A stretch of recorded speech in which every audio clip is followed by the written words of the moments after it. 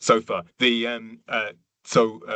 What I'll give you guys today is a slight sort of elaboration on a talk I gave at a Digital Democracy Summit last year, because I think it sort of contextualizes some of the collective intelligence stuff in the practical considerations, some of the practical considerations we have going on at the moment. From previous conversations with Seth, I've also understood that the access to data and the use of data from across multiple organizations is a recognized consideration within the AI for CI remit. And I think that's very sensible because, if we're talking about whether AI mediated or not, using knowledge from multiple places together in sort of a collective way, then we need to essentially address questions of data boundaries between different organizations. So I'm going to be starting off with data, getting into participation, and then sort of getting into some collective intelligence stuff, some of it fairly abstract, but that's where I see theoretical solutions helping to address quite a broad range of critical questions for government. And I'll come around at the end to what I think some of those research questions are. And I'm aiming to have about 30 minutes of questions at the end. Okay, so without further ado, let's start out with data in Scottish Public Services and what we're trying to do there. So recognizing that data is an enabler for AI and the improvement of decision making, there's a number of other ways that data is potentially very valuable across the public sector and reusing it away from the context where it was originally gathered. And a lot of that can be attached to really critical political ambitions in Scotland around vulnerable people, particularly child poverty. And an example I'll come back to a few times in this presentation is the simple use of data to identify who should be getting free school meals among the sort of the children attending a school. It's something we've made a bit of progress on, so it's very easy for me to talk about publicly. But there's plenty of nuance to it. And I think it's a good template for where some fairly straightforward data sharing about which families are getting one kind of support enables them to receive other support without lots of bureaucratic process, without burdening that family with the need to know what support they can even apply for in the first place. But there's a lot of other ways in which reusing public sector data could be a benefit. That could be coordinating care services. It could even be the very exercise of keeping track of what government is achieving, our national performance framework in Scotland. And I'll come back to that as well. Crucially, regardless of all these amazing reasons to reuse public sector data, it's often not reused. It's often inaccessible. And there's a number of different reasons we diagnose for that. Lawfulness is one. So making sure that in compliance with general data protection regulation, we have explicitly in the law a reason to be sharing data is plenty of work in itself. It's a hurdle that private sector data sharing doesn't have to face. They only have to share data legally. We have to have an explicit legal reason to share the data, if that makes sense. But alongside that, there are issues around the technology available to enable data sharing, issues around the skills to use that technology, and trickiest of all, cultural issues, misaligned incentives about reusing data, and just general apprehension about the risks involved in something going wrong. Now, in my role as Chief Data Officer in Scotland, a key part of my remit is encouraging that reuse of data, and there's a number of things that we're doing to that effect. And when it comes to things like skills and to some extent that sort of lawfulness, we have a number of communities across the public sector which are starting to help those disparate islands that are the public sector organizations with their own native language of data to connect to one another, to speak the same language, to make that data interoperable. I'll not get into too much depth on the specifics there, but it's all about communities to give a common space for talking about some of these things. We're also at the moment prototyping and trying to build up to making some common technology components available to lots of public sector organizations so that it's easier, particularly for less mature organizations, to get involved in that ecosystem of data sharing. Many of you as academics will be familiar with the FAIR acronym for findable, accessible, interoperable, and reusable data. And that's very much the skeleton on top of which we're trying to build tools that help satisfy those different things. So that's catalogs when it comes to making data findable, metadata catalogs. It's common, easily deployed tools for setting up APIs when it's about accessible, and it's common approaches to linkage of data, to comparing people or businesses in different data sets and working out where they're the same ones, so that there's a coherence between the way data gets combined across different organizations. And then most pertinent to this conversation, there's those cultural barriers. And one of the critical ones there is the difference between the perception of public interest in data being shared and the reality.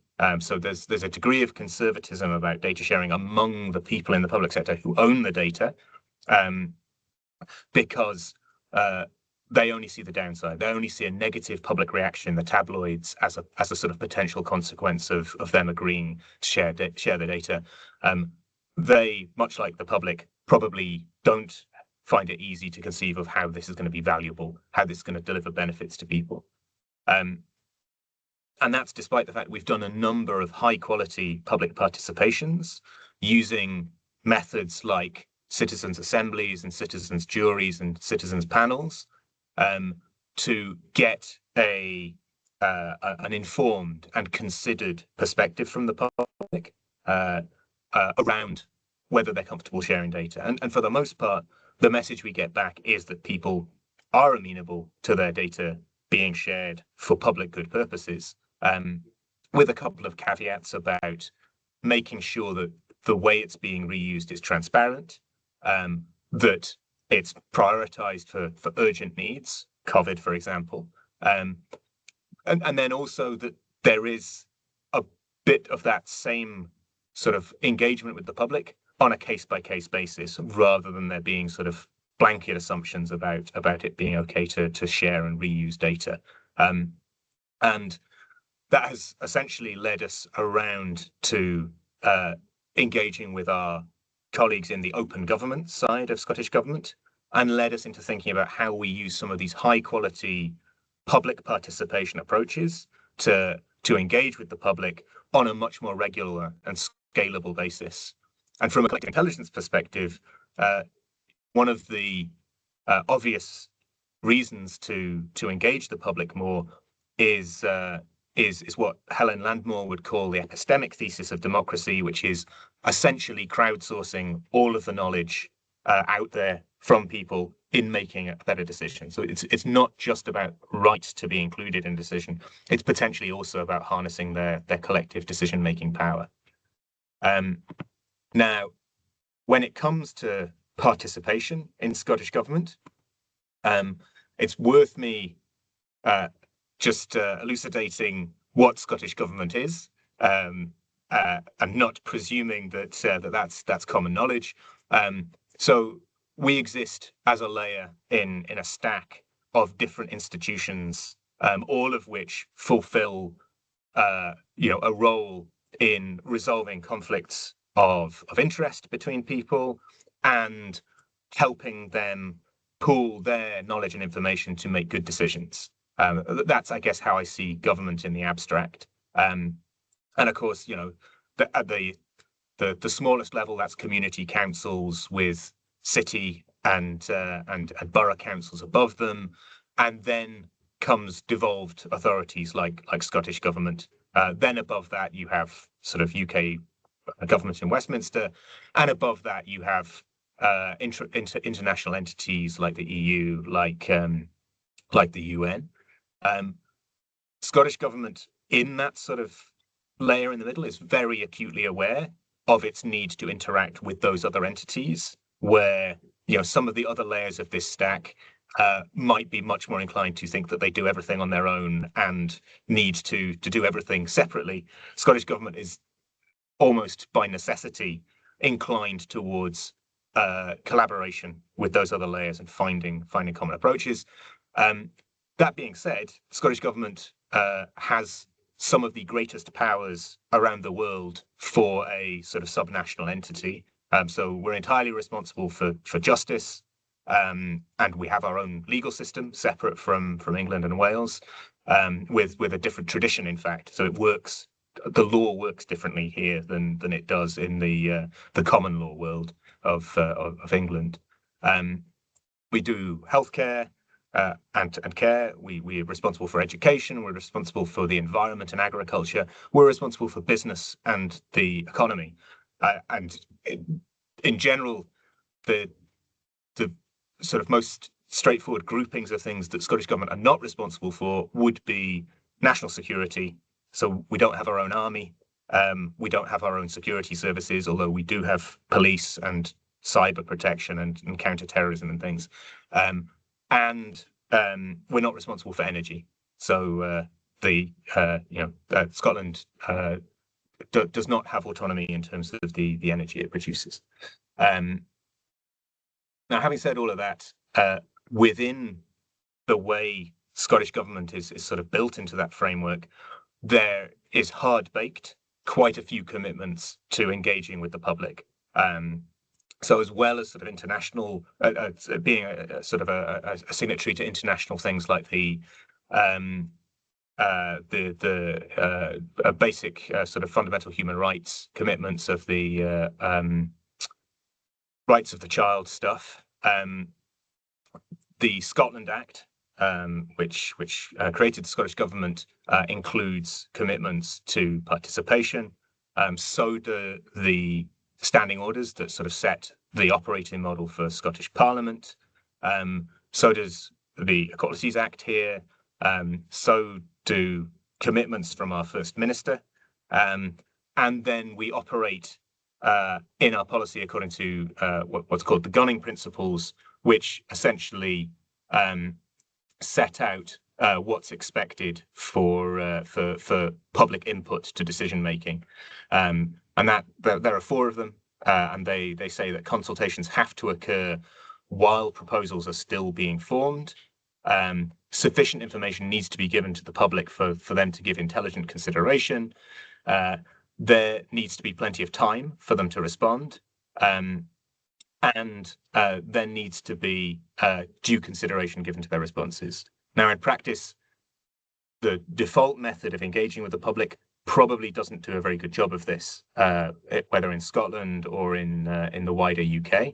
The written consultation tends to simply be a sort of notice on the internet, often after a lot of decisions have been irrevocably made, that seeks for general kind of public approval. But it's important to just emphasize that the way in which Scottish law commits to consultation does not mean it has to be that written consultation. And that's where our open government team have been trying to encourage other mechanisms for getting public input into decision making. And they've been doing quite a lot of those different things over the years. For example, for different purposes, governments might variously want to simply inform the public of something it's doing. They might want to do that consultation, which is to give an opportunity for feedback or challenge to something that is sort of very specific already in how it's being conceived. But they also might want to involve people in helping to influence, choose between various options that are available. They may want to have the public actually contribute their thinking and decision-making to the design of policy options. And I think that's where we're starting to get into the collective intelligence space and, the idea of crowdsourcing policy. And then finally, we recognize that there are situations where government might want to hand over decision-making entirely to entities outside of government. Again, that sort of design of other institutions that are harnessing collective decision making puts us squarely in the collective intelligence space. Now, Scotland, to its credit, has, and you can read about these in various blogs, has done some pretty exciting public participation, despite a preponderance to doing that sort of massive written consultation. So I won't sort of go too deep into all of these, but what I will call out on the children's rights side of things was some work trying to include pre-verbal children in nurseries in sort of the gathering of evidence to make decisions about the UN Rights to Child Convention. But there's also been sophisticated methods used for dealing with dementia, where people obviously are mentally impaired and where conventional means of talking to people can be a challenge. Working with disabled children, again, where there are inevitably going to be challenges of making sure that information is accessible, making sure that the input from those people is being interpreted correctly, through an understanding of their lived experience. Children in care, and with climate change as well, there have been these use of innovative methods seeking to get informed and considered input from the public and from a representative group of the public, rather than simply putting out a request for feedback, which often in a written consultation is going to result in special interest groups and lobbyists dominating the conversation and leading to decisions which are fulfilling some of the purposes of democracy, sort of making sure that those special interests don't resort to more disruptive ways of trying to influence public decision making, but failing in some other ways, making sure that everybody's rights are being respected, or indeed making sure that we're making best use of the collective expertise that the public have. That brings us around to my open government colleagues' grand summary of their mission, which is recognizing that power and the power that government wields it's not like a cake. We don't need to hog it all, and that we are better, particularly from a collective intelligence perspective, by finding ways for that power over decision making to be shared with the general public. Our open government team have guidance tools in their participation framework to help our colleagues across the Scottish Government who are making policy to use those methods that get informed and considered input from the public. But of course, that still leaves the challenge of those very busy colleagues of ours finding the time to get to grips with these other ways of talking to the public, and then understanding how to use what they get back from the public effectively. And indeed thinking about all of this early enough in the process of developing policy for public decisions that they have time to do anything with the outputs, rather than, at the end of something that's been informed by ministerial input, by expertise that they have easily on hand, to then find that the public response is that this thing does not work, at which point it's a bit late to completely redesign the sort of the plan.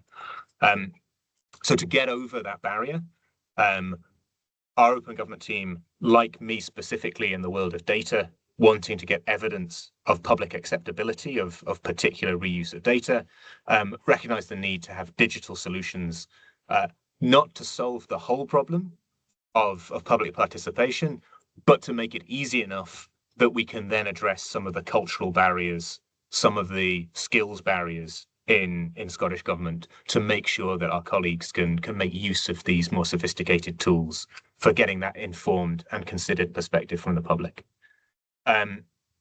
We set a commercial challenge using a mechanism that Scottish Government has called CivTech, which is sort of a multi-stage iterative process where we set a question, we have a number of companies issue responses, and then we take a couple of them through an exploration process to sort of give them more information about our challenges. and then we choose just one to go into an accelerator where we give them, an order of magnitude higher money to actually try and build something to show us that they can build it. And then we get into a pre-commercial phase where we give them a lot more money, order of $500,000 to actually build stuff that can be used and to help us to use it.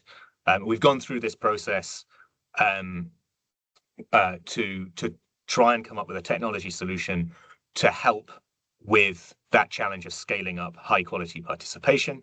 And the challenger in that process that came through it all on top, despite 30 other pretty reasonable applications and one other that we took through to the exploration stage from Nesta, who are doing some great stuff in this space as well. The company we took through were Crownshy, which is a Scottish company, beneficially formed around the challenge, but which includes expertise from all over the world, including from the V Taiwan movement, which is, I think, one of the exemplars for integrating digital democracy into public decision making, and connections into sort of the more progressive side of the US democracy scene, which might not be all that apparent at the moment. So Crownshy came forward. I've stolen their slides here. So those who had a demo last week will have seen a more recent version of the tool. But otherwise I'll emphasize that this is plagiarism on my part. So Crownshy recognized in the challenge we set the underlying problem that this is not just about a process, it's about declining trust in democratic institutions all over the world. And even in Scotland, which has historically had sort of much greater confidence in its government than the wider UK, we've seen in recent years that same sort of decline, and specifically a fall from more than sort of 60% stated trust in government in surveys to less than 50%. And those kind of drops can be attributed to a lot of different factors. But one of the mitigations being taken all over the world is to try and use forms of public participation which are perhaps truer to the stated aims, the promise of democracy by those countries that ascribe to it. We see some great examples around the world of this, and some less good ones. Ireland, we've seen very much institutionalized, regularized citizens' assemblies with very, very broad public support.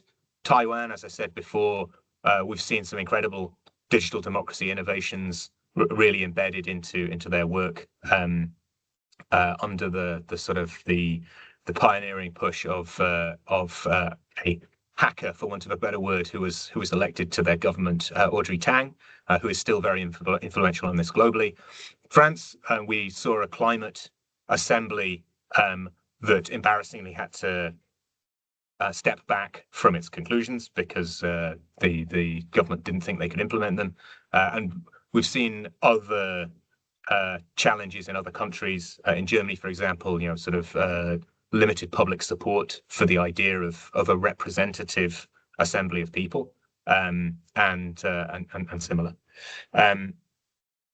Now, one of the potential solutions to making it easier to deploy all of these novel digital democracy methods is through AI-assisted tools, which will, of course, be of interest to AI for CI, and some not so AI-assisted tools as well. But many of these are open source. So although there is a closed source tech scene for digital democracy, for civic tech, there's a number of open source tools out there which are of high quality and being widely used.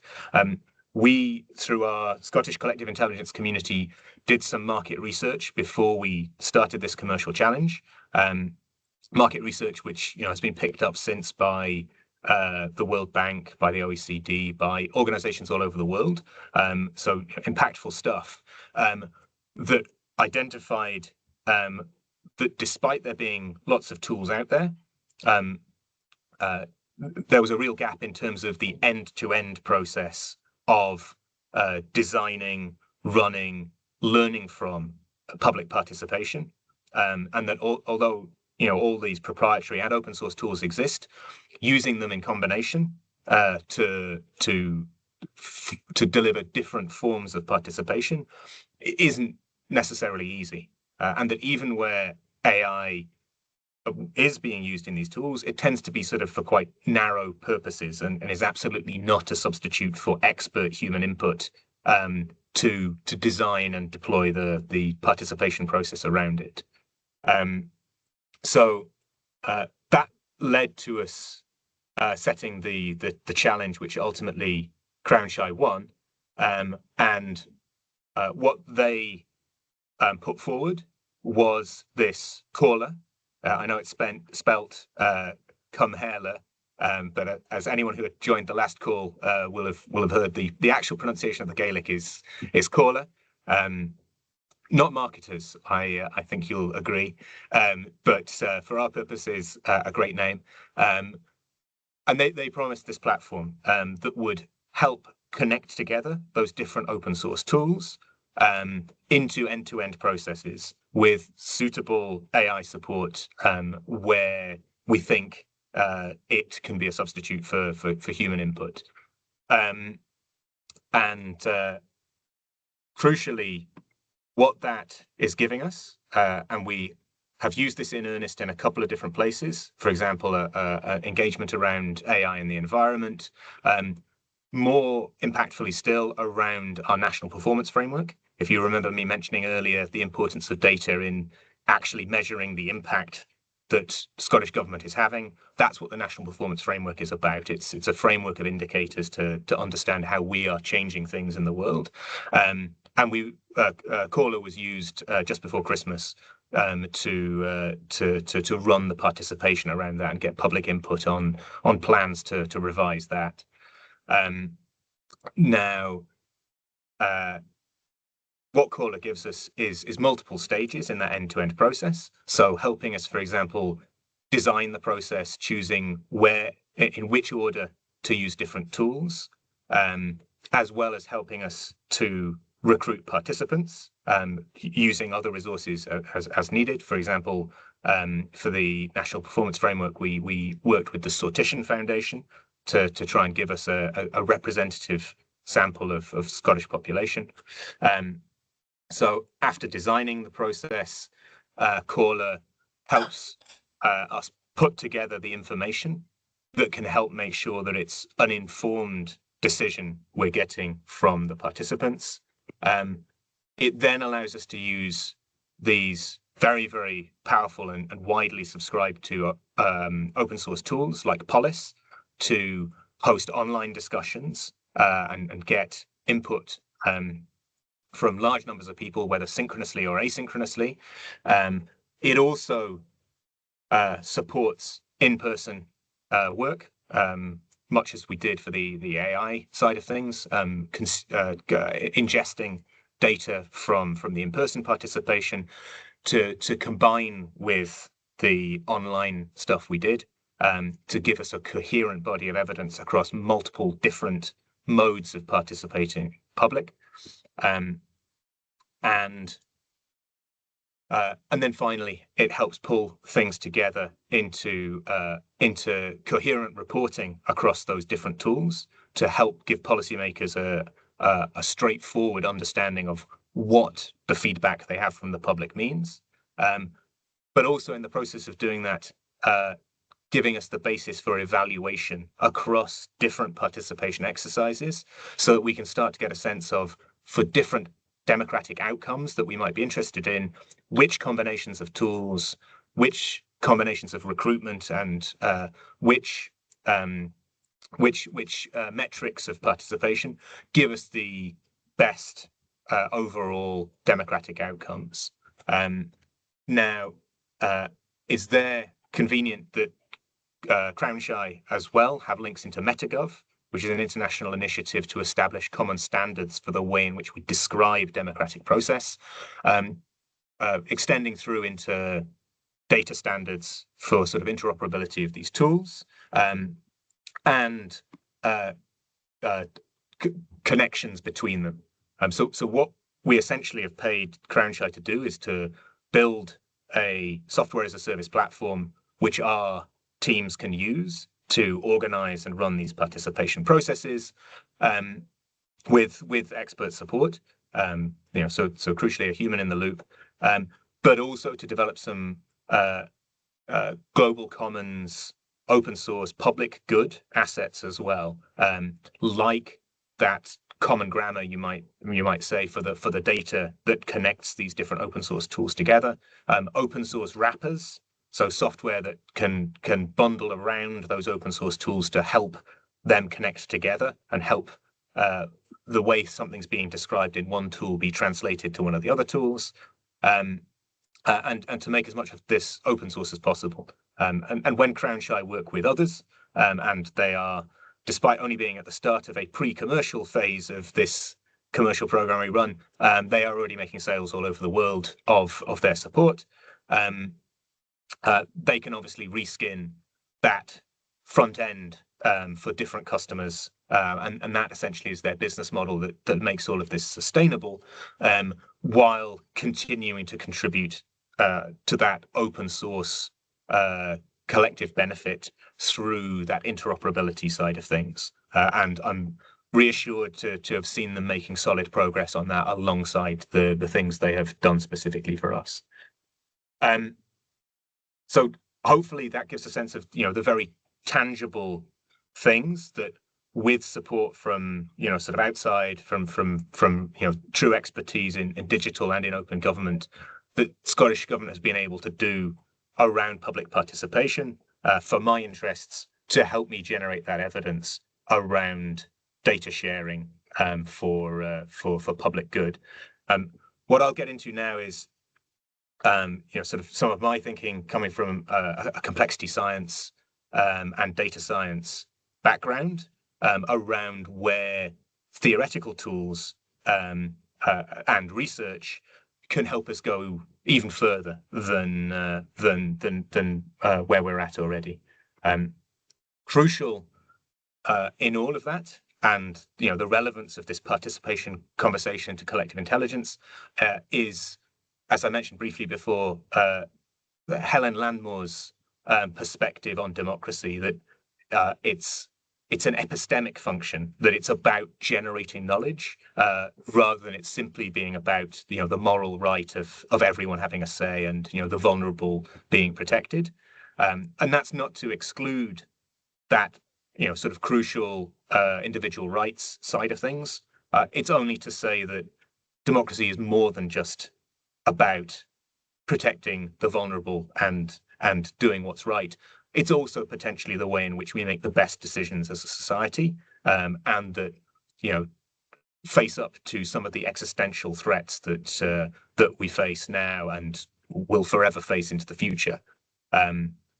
And we've seen some powerful proponents around the world trying to move the conversation on democracy beyond traditional kind of liberalism, towards models that preserve some of the features that we recognize in talking about democracy, but also kind of get us away from thinking just about individuals and individual sort of separate rights and individual agency.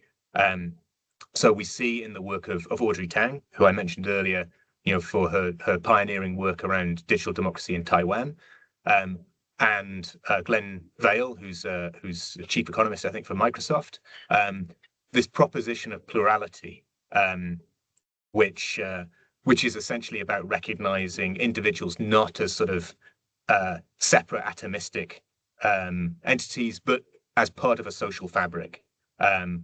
Now, in that social fabric conversation, they talk a little bit about fractals, without expanding too much on that. I'm going to come around shortly. Hopefully, some of the folks on the line will have some of the sort of maths and complexity background to engage with a slightly more specific idea of the role of fractals in thinking about society and plurality. But my proposition here is that bringing together those ideas from plurality and the cognitive diversity that suggests, albeit a cognitive diversity that's kind of embedded in a social fabric, that's not as simple as a random sample of completely separate views, but with overlapping views and knowledge of the world based on cultural associations between them.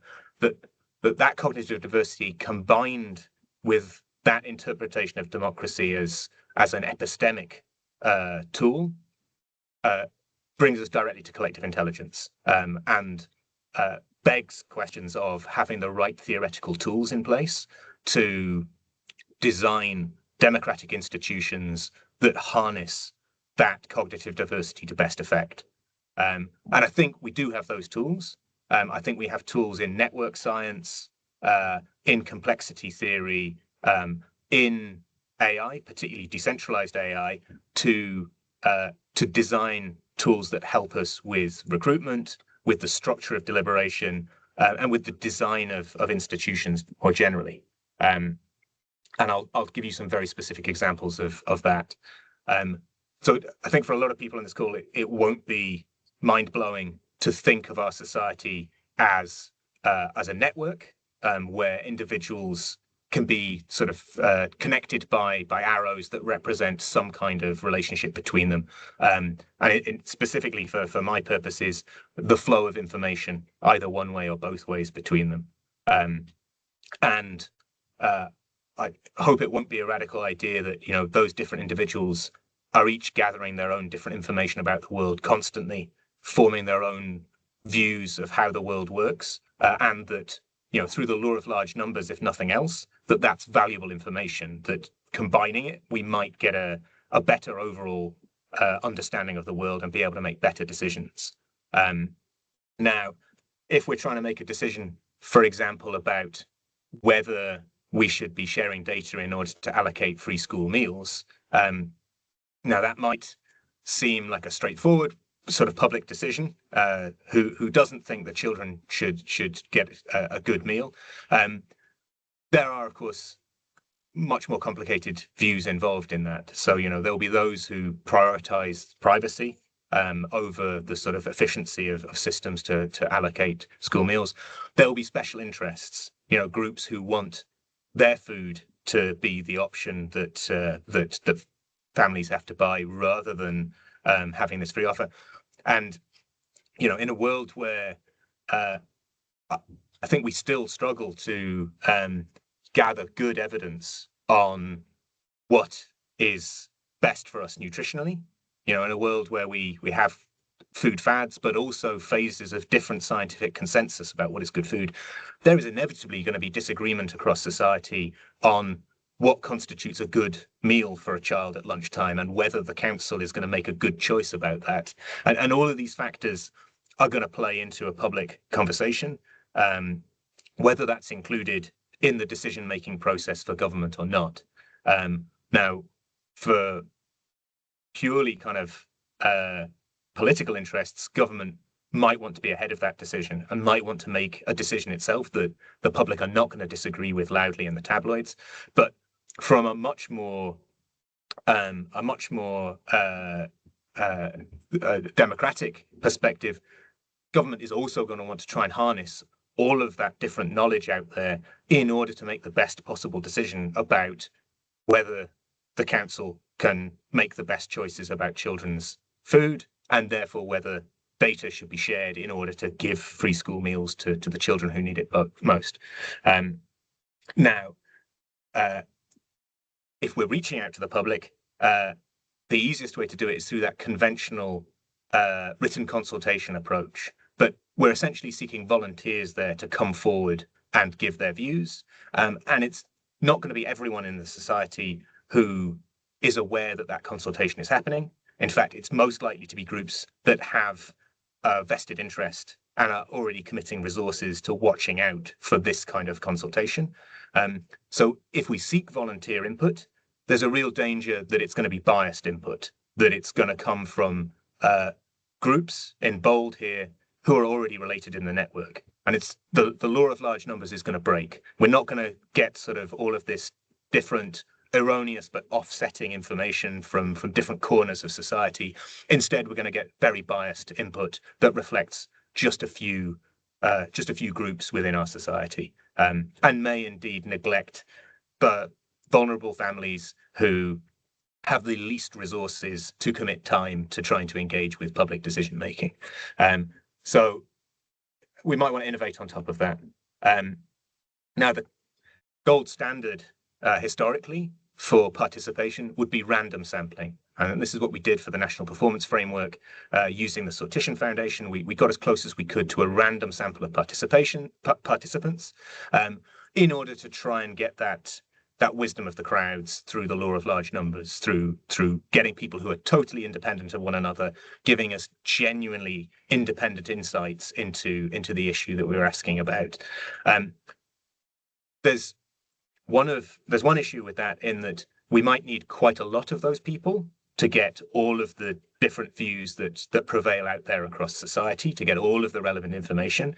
And also, if they are very independent and sort of isolated out in society, although that input is the most valuable from a perspective of representing everybody's needs and everybody's interests, it does mean when they go back out into society, having had the opportunity to think about the issue and talk about the issue with their peers and reach a conclusion, they're not going to be that influential in changing the opinions of other people who might otherwise be acting on far more limited information, who might be making much more impulsive responses to the policy question. So if we want the people who've participated in our processes to go back out to their peer groups, to their communities, and to help those communities understand why a particular decision has been made, rather than just waiting for media outlets to take a hold of the issue and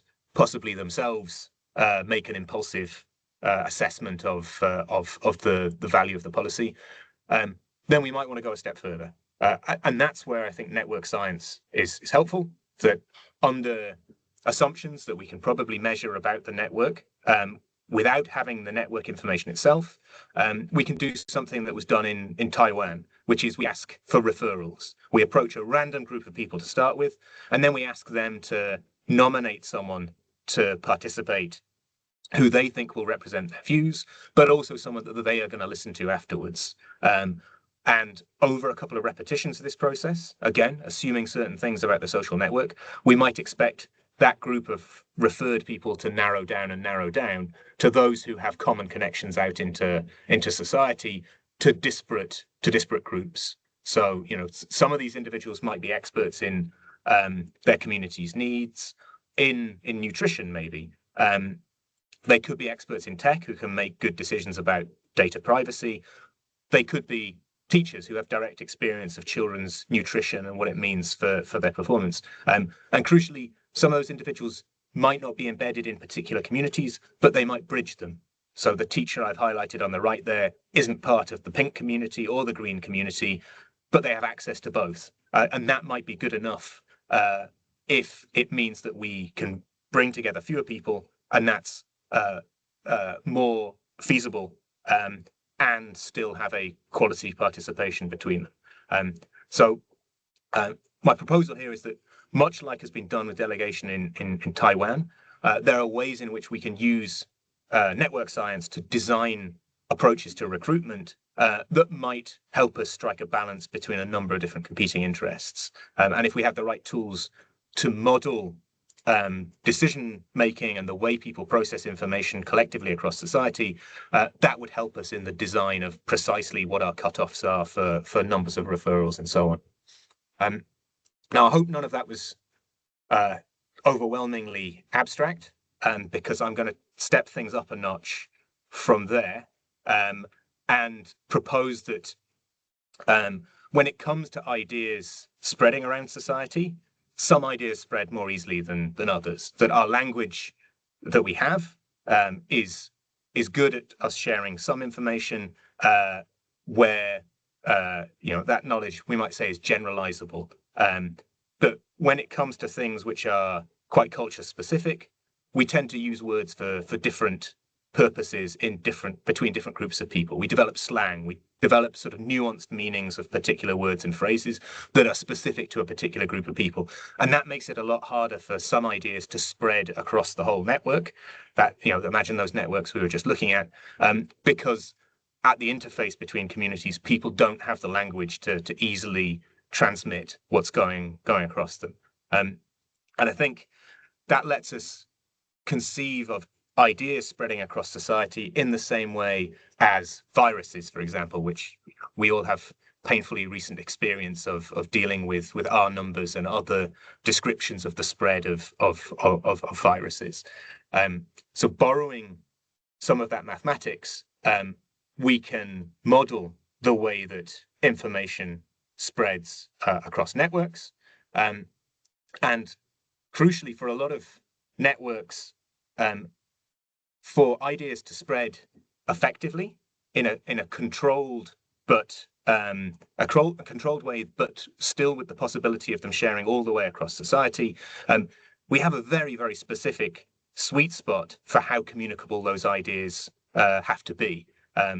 They can't be too language dependent. They can't be too sort of simplistic in their language either. On the one hand, if the language needs to be too specific, then that idea is going to get trapped in particular echo chambers, and it's going to bounce around and develop in isolation from the rest of society. If it's too transmissible, if it's too simplistic, let's say, then it's going to go everywhere uncontrollably. It's going to spread virally because it's superficially appealing without people understanding the underlying idea. And both of these situations are undesirable. So that sweet spot is very important, but of course very limiting in terms of how much ideas can be shared across society. Fortunately, there are particular features of networks, particular sort of structural features, topology, as we might call it, that broaden out that sweet spot into a much bigger range. And these characteristics, which for the network scientists on the call, I would summarize as having no spectral gap and having a finite topological dimension. These features are things we see of lots of naturally occurring information processing systems all around us. So brains, most crucially, and a lot of this stuff I'm talking to you here comes from some publications around neuroscience. And the importance of this kind of topology for the way the brain processes information. But we also see it in protein activation networks, and we see it in social networks as well, particularly naturally evolving ones, and things like Web 1.0, you might say. Although we don't see it in Web 2.0, and I'll come back to that in a second. Crucially, all of this means that there's a sort of there's network features that we might find desirable in order for our social systems, our institutions, to be good processors of information. And these look a lot like that sort of brain structure, is my kind of fundamental proposal here. And I think that's conducive to collective intelligence and something that we can use in our design of particularly digital tools to try and make that network structure a bit more accessible. Let me compare it to that idea of plurality that I mentioned before from Audrey Tang and Glenn Vale. So these, I'm going to call them fractal sort of teams, because a lot of this have applied in an organizational context. I'll call these fractal teams or fractal societies, and compare them, for example, to geographical arrangements of people. So that, essentially what we're saying is that the relationship between people across different buildings is qualitatively the same as the relationship between those different buildings within a neighborhood, and between those different neighborhoods within a town, and so on. So that essentially we're looking for this fractal property of being qualitatively the same over multiple different scales. And we can apply that geographically, but we might also think about it in terms of other sort of cultural divisions, like religion, with different specific communions within denominations, within overall religions. That these hierarchies are easy to find, sort of nested hierarchies of sort of social structure. The results I mentioned before about sort of having that broad region of transmission of ideas are strictly sort of for hierarchical arrangements, but intuitively, I think they should extend to sort of directed acyclical graphs, so you'd get the same information processing properties even in that pluralistic world where actually we're all divided by geography, but also by our beliefs and by various other dimensions as well. And crucially, this all suggests to me that there are tools from complexity science, and I'll also mention in a second decentralized AI that offers the whole field of participation some of the potential objectivity and rigor that economics gives to the study of markets and the study of the distribution of resources. I can say this as someone with a PhD in economics, albeit complexity economics, that obviously it may not be the greatest recommendation to compare anything to economics as a scientific discipline, but I hope you'll take this in the spirit of having some mathematical objective foundation for theory makes it a lot more robust to critique, regardless of whether you believe you can trust that mathematical basis to design things that are actually going to work in the real world. I'll just try and make tangible why I think thinking about the topology of networks can help us design institutions. In the participation context, you might think of this as how we connect up specific deliberations, specific small group conversations on specific topics with others, so that we can embed one conversation within a broader topic in a structured way that doesn't let ideas from one conversation take over the whole macro conversation on that topic. And that connecting up could be about shared individuals between groups, or it could be about AI tools summarizing information from one group to another.